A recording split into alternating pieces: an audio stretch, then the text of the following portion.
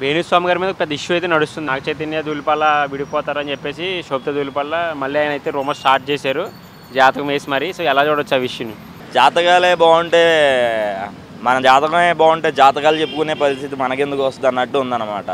అంటే ఏదో ఒక వేలో వెళ్ళాలి, ప్రతి ఒక్కరు ఏదో ఒక మార్గం ఎంచుకుంటున్నారు అనమాట. సో ఈ జాతకాలు కూడా ఒకటే. జాతకాలు నమ్మేవాడిని ఇప్పుడు అలా చెప్పి ఉంటే ఆంధ్రప్రదేశ్లో ఏమో అవ్వాలి, తెలంగాణలో ఏమో అవ్వాలి. ఇప్పుడు వరకు ఆయన ప్రభాస్ గారికి ఇంకా స్టార్డమ్ అయిపోయింది అన్నారు, కానీ ఒకసారి వెనక తిరిగి చూస్తే పాన్ ఇండియా స్టార్ అనమాట. ఇప్పుడు హాలీవుడ్ రేంజ్లో తలబెట్టే ఒక హీరో ఉన్నాడంటే అది ప్రభాస్ మాత్రమే ఉన్నాడు అనమాట.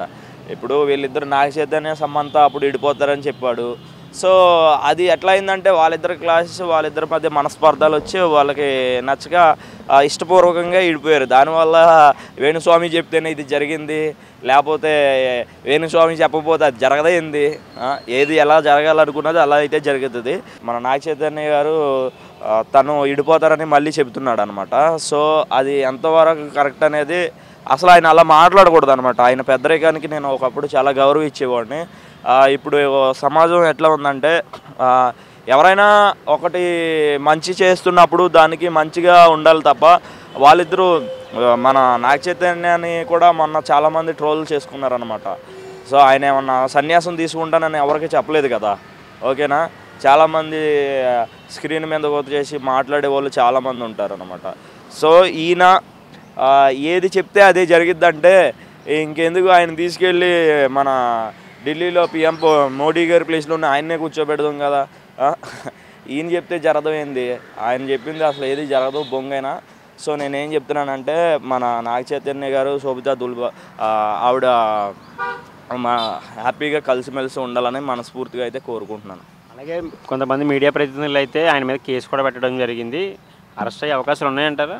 అరెస్ట్ అయ్యే అవకాశాలు ముమ్మాటికి ఉంటాయి, కానీ ఇవన్నీ కూడా రూమర్స్లో కొట్టుపడేస్తారనమాట. ఏంటంటే ఆయన ఉద్దేశపూర్వకంగా చెప్పింది అంటే విడిపోతారు, కోర్టు ఎట్లా కొన్ని పాటిస్తుంది అనమాట. నువ్వు శారీరకంగా బాధ పెట్టాడా, మానసికంగా అవతల వాళ్ళు వచ్చి పర్సన్ ఎవరైతే మాట్లాడారో వాళ్ళు వచ్చి దీన్ని ఫైల్ చేయాలి, కానీ మధ్యలో ఉన్న వాళ్ళు ఎవరు చేసినా సరే అవన్నీ చల్లవు. అది చెప్తున్నాను. ఆయన్ని జైల్లో పెట్టే అంత లేదా కోర్టుకి హాజరుపరిచే అంత సీన్ అయితే చేస్తే ఇంకా క్రియేటివిటీ చేస్తే ఆయనకి ఇంకా హైప్ తెచ్చినట్టు అనమాట. అవసరం లేదు. ప్రజల్లో ఆయన మీద ఉన్న అభిప్రాయం ఏంటో ఆయనకు తెలుసు మ్యాక్సిమం. ఓకే, జాతకాలు చెప్తే బాగుంటాయి, జాతకం ప్రకారమే నడుస్తాం అంటే అన్నీ కుదరవు అనమాట. మనం పూర్వీకుల దగ్గర నుంచి సాంప్రదాయాలు ఇవన్నీ వస్తున్నాయి. ఈ టైంకి సమయానికి ఇది చెయ్యాలి, పెళ్ళిళ్ళు కానీ ఇవన్నీ ఇట్లా చూస్తారనమాట. కానీ అది ఏంటంటే పూర్వీకులను బట్టి వస్తుంది, శాస్త్రాల ప్రకారం జరుగుతున్నాయి కాబట్టి సో అంతవరకు ఓకే. కానీ వీడికి ఇది అయిపోద్ది, అది అయిపోద్ది, ఇది మంచిది కాదు, అది ఇవి ఇలాంటి అనేది చాలా రాంగ్. అది నేను చెప్తున్నా. టాలీవుడ్లో టాప్ హీరోయిన్స్ కొన్న కొంతమంది హీరోయిన్స్ కూడా ఆయన దగ్గర అయితే పూజలు కూడా చేయించుకోవడం జరిగింది. లక్షలు పెట్టి అపాయింట్మెంట్లు తీసుకుని.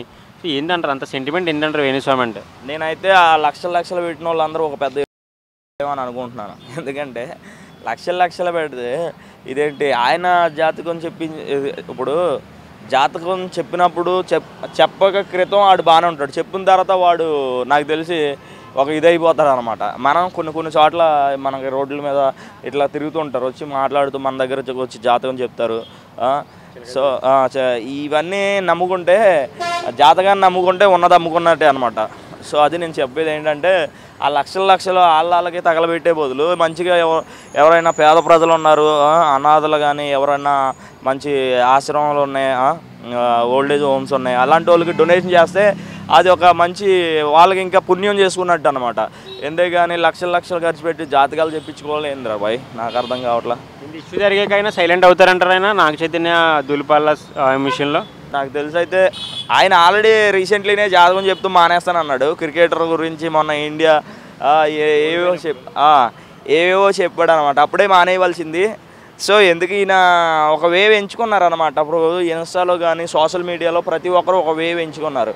సో ఈయన కూడా అదే కోటలోకి వెళ్తాడు అనమాట. ఎందుకంటే ఇప్పుడు ఇన్స్టాలో ఒకళ్ళు బూతులు మాట్లాడే వాళ్ళు ఉంటారు, ఒకళ్ళేమో ఫన్ చేసేవాళ్ళు ఉంటారు, ఒకళ్ళేమో డ్యాన్స్ చేసేవాళ్ళు, ఒకళ్ళేమో ట్రోల్ చేసేవాళ్ళు ఉంటారు. ఇట్లా ప్రతి ఒక్కరు వాళ్ళకి ఎదగడానికి ఏదో ఒక రీతిలో వెళ్తున్నారు అనమాట. సో ఈ వేణుస్వామి అనే అతను ఈ మొన్న జరిగిన వరల్డ్ T20 ముందు కూడా అతను ఎవరో తెలియదు అనమాట. సో ప్రభాస్ మీద ఇష్యూ చేసినప్పుడు, అంతకుముందు సమంత గారు విషయంలో చేసినప్పుడు కూడా ఎవరికి అంతగా పెద్ద పట్టింపు లేదు, ఎవరు పట్టించుకోలేదు అనమాట. సో ఇప్పుడు మళ్ళీ దీన్ని ఏదో ఇష్యూ చేద్దాం, కాంట్రవర్సీ చేస్తే మనకు అయిపోతుంది అనుకోవడం అది మూర్ఖత్వం. సో అది. Okay bro, thank you. ఇది వాళ్ళు వేణుస్వామి చెప్పాడు కదా, వాళ్ళైతే ఏ విధంగా చూస్తారో వాళ్ళు రియాక్షన్ వేరే ఉంది వాళ్ళది, వాళ్ళ ఫ్యామిలీది కానీ వాళ్ళది కానీ రియాక్షన్ వేరే ఉంది. మరి చూడాలి ఎంతవరకు వస్తుందో. వేణుస్వామి వాళ్ళ భార్యగిలా నిన్న ప్రెస్ మీట్ పెట్టి ఏదో 10 minutes అయితే వీడియో రిలీజ్ చేసింది. కానీ ఆమెగిలా చెప్పింది ఇలా అయితే అలా కాదు, అది ఓన్లీ నమ్మున్నలాగే చెప్పేసిండు అని చెప్పేసిండు అంతే. ఆయన చెప్పిన ఏమైనా జరిగినాయి అంటారా మీరు? జరిగిన కొన్ని అయితే జరిగినాయి, కొన్ని అయితే జరగలేదు. కేసీఆర్ గిల్ల అప్పుడు ఓడిపోతాడో గెలిచాడో చెప్పిండు కదా, అది ఇలా చెప్పలేదు. ఏపీలో కూడా సేమ్ జగన్మోహన్ రెడ్డి మళ్ళీ అధికారంలోకి వస్తాడని చెప్పేసి పవన్ కళ్యాణ్ మళ్ళీ ఓడిపోతాడని చెప్పాడు, అది కూడా జరగలేదు కదా. జరగలేదు, అది ఇలా జరగలేదు. చంద్రబాబు వచ్చిండు కూడా, ఇండియా వరల్డ్ కప్ కూడా ఓడిపోద్ది అన్నారు, గెలిచలేదు. అసలు ఎందుకు ఇంతమంది నమ్ముతున్నారు? కొంతమంది సెలబ్రిటీస్ కూడా ఆయనతో లక్షలు పెట్టి పూజలు యాగాలు కూడా చేయించుకున్నారు కదా, సార్ ఎందుకు అంత బలంగా నమ్ముతున్నారు ఆయన్ని? నమ్ముతున్నా అంటే ఇప్పుడు ఏదైనా బాబాలు ఉంటారు, దొంగ బాబాలు కానీ వాళ్ళు కానీ, ఇప్పుడు సేమ్ ఆనకి అలా అదే విధంగా ఉంటాడు కాబట్టి నమ్మేస్తారు ఎవరైనా సరే. ఇప్పుడు నువ్వైనా సరే నేనైనా సరే నమ్మేస్తారు ఎవరైనా. ఇప్పుడు ఏదైనా కొత్త విషయం నీతో చెప్తున్నంటే వాడు ఏదైనా నాకు బాగుపడాలని చూస్తాడు వాడు, అందుకని ఇచ్చేస్తాడు. చెప్పేవన్నా ఎక్కువ నమ్ముతారు. ఇలాంటి వాళ్ళని తగ్గించాలంటే ఏం చేయాలంటారు మరి? ఇలాంటి వాళ్ళని తగ్గించాలంటే ఏం చేస్తావు బ్రో? ఏం చేయము. ఇక ఏం చెప్పాలో ఏం లేదో వాళ్ళకి చెప్పలేము మనం, ఎందుకు చెప్తాం? ఇప్పుడు వాడు జ్యోతిష్కుడు మనకు చెప్తాడు, మన జాతకం ఏముందో మనకు వాడు చెప్తాడు. వాడిని నువ్వు వద్దు రాబాయ్ అది రాబాయ్ అంటే నీ జాతకం నీకు ఎవడు చెప్పేటోడు ఉంటాడు, ఎవడు చెప్పేటోడు ఉంటాడు కదా. మీడియా ప్రతినిధులు కూడా కొంతమంది ఆయన మీద కేసు అయితే పెట్టడం జరిగింది, సో అరెస్ట్ అయ్యే అవకాశాలు ఉంటాయంటారా? అరెస్ట్ వారెంట్ అయితే ఇప్పుడైతే పెడుతుండ్రు కదా ఉత్తా నార్మల్గా, మళ్ళీ అది అరెస్ట్ చేసిండ్రా లేదా మళ్ళీ మీడియా ఇలా అట్లా చెప్తుందో ఇలా తెలియదు మరి. బట్ ఈ విషయం తర్వాత అయినా ఆయన మాటలు తగ్గించే అవకాశం ఉన్నాయంటారా?